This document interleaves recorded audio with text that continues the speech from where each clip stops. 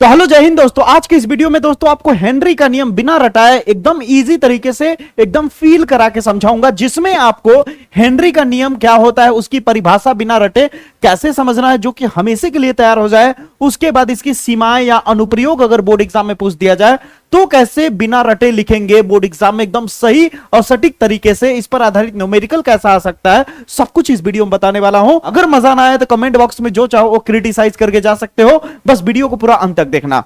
तो सबसे पहले हम बात करते हैं हेनरी का नियम क्या है। तो हेनरी के नियम में देखो यहां पे इसका परिभाषा यानी डेफिनेशन है, ठीक है। अगर मैं इसे पढ़ दूं तो रटा रटाया टाइप का लगेगा, लेकिन मैं इसे फील कराऊंगा। इस परिभाषा में एक शब्द का जिक्र होता है आंशिक दाब। तो सबसे पहले हम हेनरी के नियम को समझने से पहले थोड़ा सा आंशिक दाब और वाष्प दाब क्या होता है समझ लेते हैं, क्योंकि परासरण दाब के समय काम देगा, ठीक है। राउल्ट के नियम के समय भी काम देगा, तो ध्यान से समझो। सबसे पहले हम तो अब इन दोनों को एकदम अच्छे से क्लियरली मैं आपको पहले समझा देता हूं होता क्या है।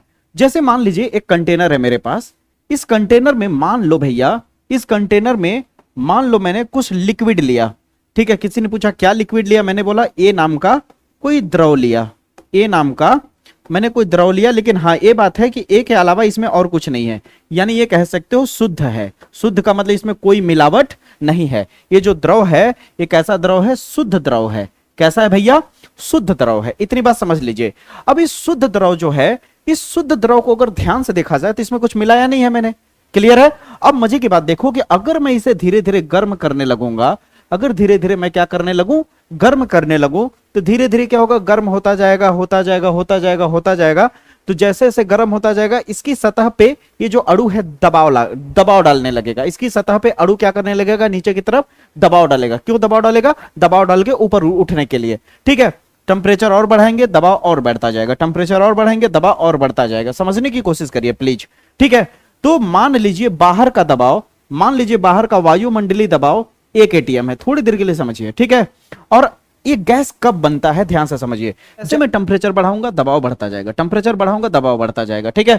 अब अंदर का दबाव जब बाहर वाले के दबाव से थोड़ा सा भी ज्यादा हो गया, अगर अंदर का दबाव बाहर वाले से थोड़ा सा भी ज्यादा हो गया तो तुरंत ये क्या बन जाएगा, वाष्प बन जाएगा।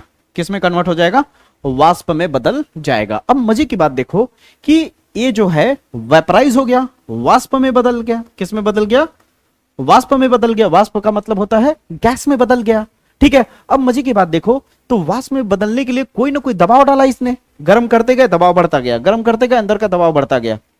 तो जिस दबाव पे एक गैस बन गया उसे बोला गया वाष्प दाब बोला गया, ठीक है। अब अंदर दाब लगा कौन रहा था, ए नाम का अणु। अंदर जो दाब लगा रहा था वो कौन लगा रहा था, दाब यानी पी। और लगा कौन रहा था, ए, इसलिए नीचे लिख दिया ए। अब एक सवाल पूछता हूं, यहां पे जो दाब लगा है भैया, इसके अंदर ए के अलावा भी कोई है क्या, या फिर कह सकते हो ए शुद्ध है। तो तुम कहोगे ए शुद्ध है। अगर ए शुद्ध है तो शुद्धता के लिए यहां नोड लगाया जाता है, ये बताने के लिए कि अंदर में केवल ए का दाब लगा है, ए के अलावा और कोई नहीं है जो दाब लगा रहा है, केवल ए लगा रहा है नीचे दाब।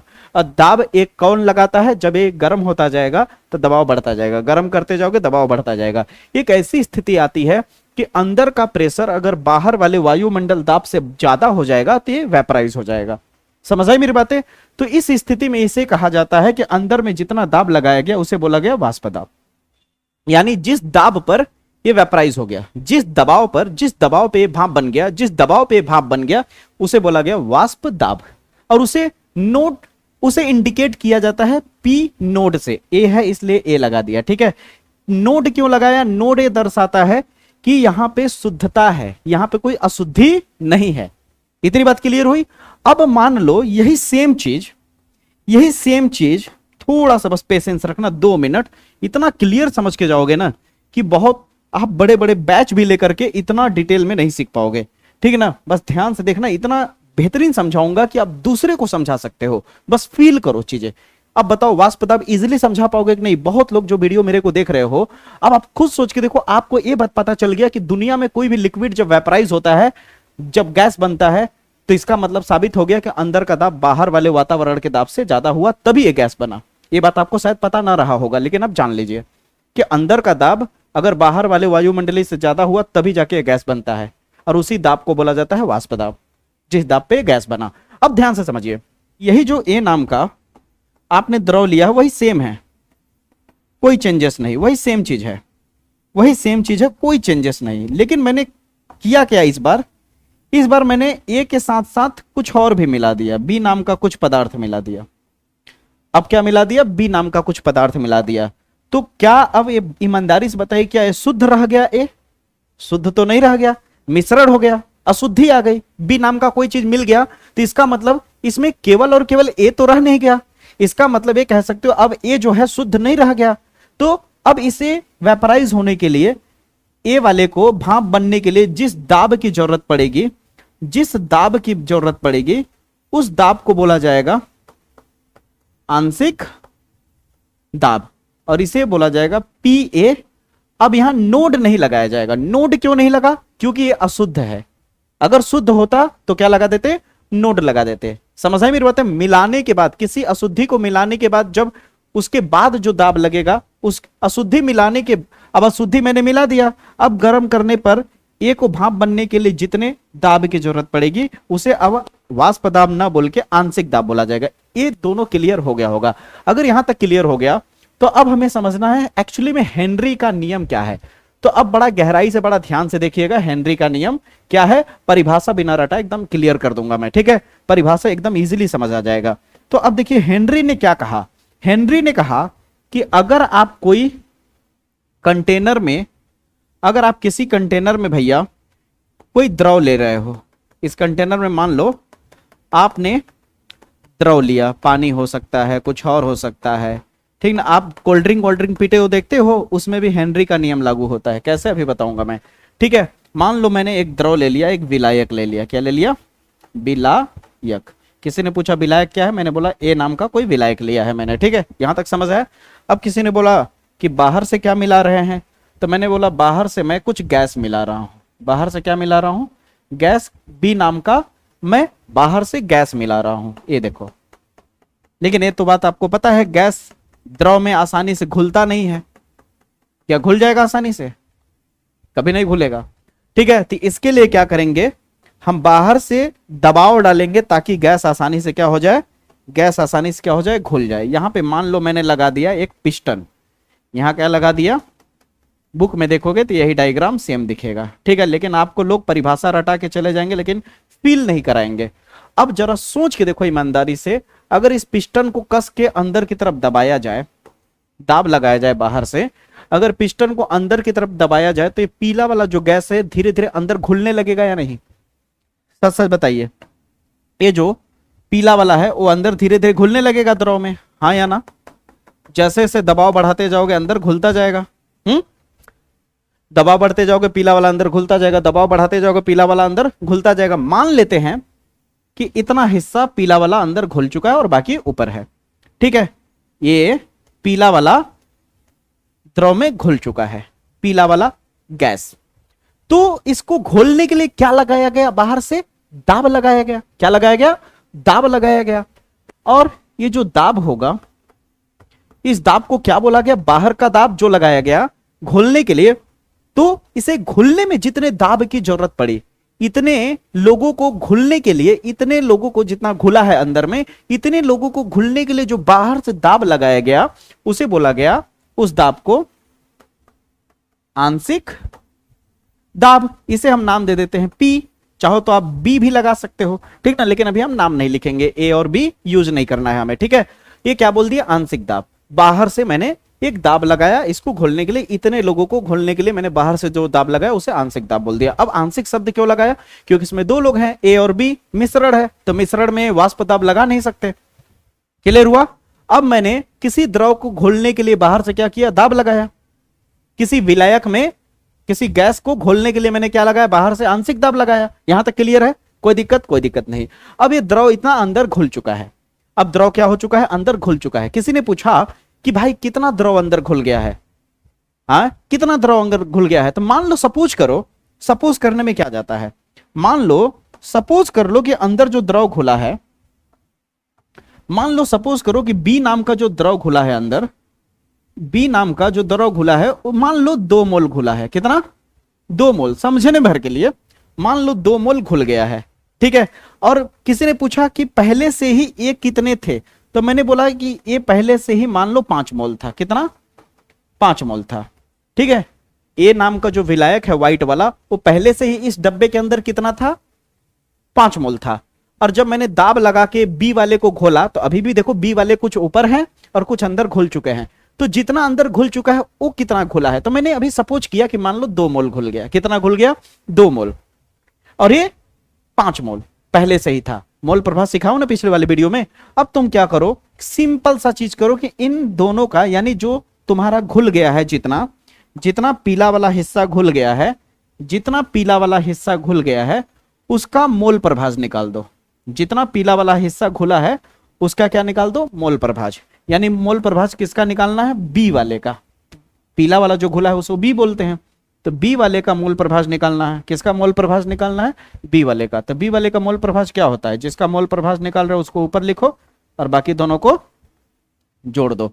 तो यहां पे हेनरी अपने नियम में कहता है कि जितने गैस के अणु को अंदर घोलने के लिए जो बाहर से आंशिक दाब लगाया जा रहा है, वो घुलने के बाद इतने का जो मोल प्रभाज होगा उसके समानुपाती होगा। समानुपाती का अर्थ यह होता है कि दबाव बढ़ाते जाओगे तो मोल प्रभाज का मान बढ़ता जाएगा, दबाव और बढ़ाओगे तो इसका आंसर और बढ़ाएगा, दबाव और बढ़ाते जाओगे, ज्यादा घुलेगा तो मोल प्रभाज और ज्यादा आएगा, ज्यादा और घुलेगा तो मोल प्रभाज और ज्यादा आएगा। तो हेनरी अपने नियम में यह कहता है कि लगाया गया जो आंशिक दाब है, आंशिक दाब जो P है वो समानुपाती है। समानुपाती का मतलब फिजिक्स वाले चैप्टर 1 में बताया था ना कि जब एक के वैल्यू को बढ़ाओ, जैसे मान लो ये दाब जैसे जैसे तुम बढ़ाते जा रहे हो वैसे वैसे मोल प्रभाज बढ़ता जा रहा है।